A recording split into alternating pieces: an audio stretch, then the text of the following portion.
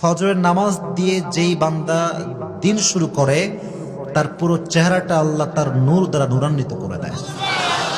ফজরের নামাজ যে প্রতিদিন 5 ওয়াক্ত একেবারে ফজরের নামাজ এবং পুরো 5 ওয়াক্ত নামাজ জামাতের সঙ্গে পড়ে, তার রিজিকে কখনো বরকত উঠে যায় না, সবসময় বরকত বাড়তেই থাকে, বাড়তেই থাকে, বাড়তেই থাকে। সুবহানাল্লাহ পড়া।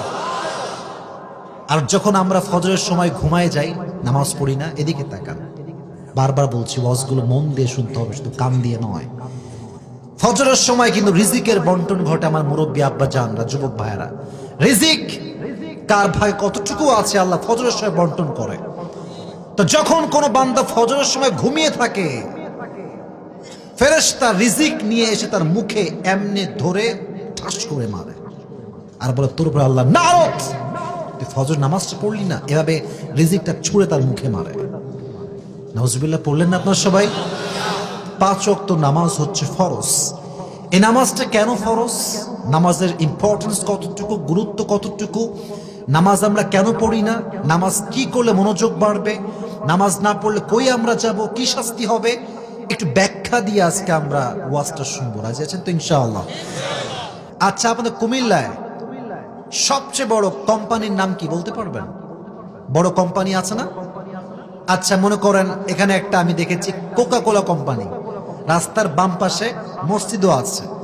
যত বড় কোম্পানি হোক না কেন, যখন আপনি কোম্পানিতে জব নিবেন, অ্যাজ এ স্টাফ, কর্মজীবী আপনি, এখন সেখানে একজন চাকরিজীবী হিসেবে আপনার দায়িত্ব পালনের দরকারটা আছে না নাই?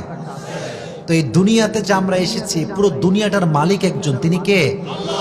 তার রিজিক খাই, তার দেওয়া ঘরে থাকি, তার দেওয়া নিঃশ্বাস দিয়ে নিঃশ্বাস নেই, তার দেওয়া অক্সিজেন গ্রহণ করি। তো তার বান্দা হিসেবে তার কাছে সেজদা দিব না তো কার কাছে সেজদা দিব? সুবহানাল্লাহ পড়লে না সবাই? এটা হচ্ছে একটা ন্যাচারাল প্রসেস, এটা একটা ন্যাচারাল ওয়ে।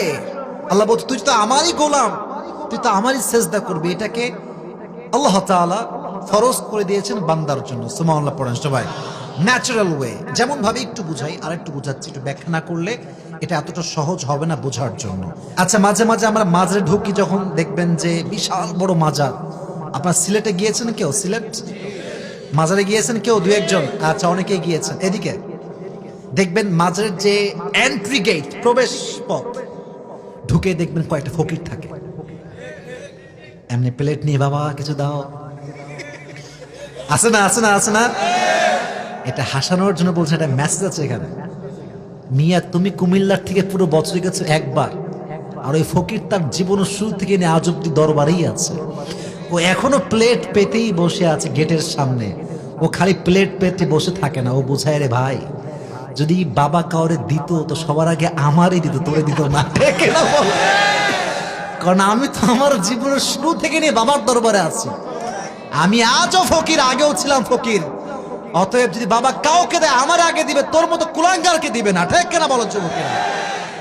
যে আল্লাহকে বাদ দিয়ে মাজারে গিয়ে বাবার কাছে সেজদা করে সন্তান চায়, সে মুসলমান ঘরের সন্তান হতে পারে না। ঠিক কেনা বলো? এটা অবশ্য আমরা পুরুষরা খুব বেশি একটা করি না, এটা একটু মেয়েরা বেশি করে। বাবা কি একটা অবস্থা, আমি নিজে দেখেছি তো, তাই মানে please don't take it negatively. মেয়েরা খুব সেন্সিটিভ ভাই। যদি আজকে এখানে আবার মোড়ে একটা বাবা বসে না তাবিজ নিয়ে, দেখবেন মেয়েদের লাইন ধরে গেছে ওখানে। আমার একটা বিশ্বাস কি জানেন, যদি এই বাংলাদেশে বাবার কাছে মেয়েরা না যেত, এই সব বাবার রাজমিস্ত্রি কাজ করে খাওয়া লাগতো। এদের সব বিজনেস হচ্ছে মেয়েদেরকে দিয়ে। মেয়েরা বাবা স্বামী কথা শোনে না, ওরা বস করবো কেমনে তাবিজ দেন। আর কিছু কিছু ছেলে পেলে আছে দেখবেন, বাবা আমার গার্লফ্রেন্ড পটে না, পটাবো কেমনে, আমার তাবিজ দেন।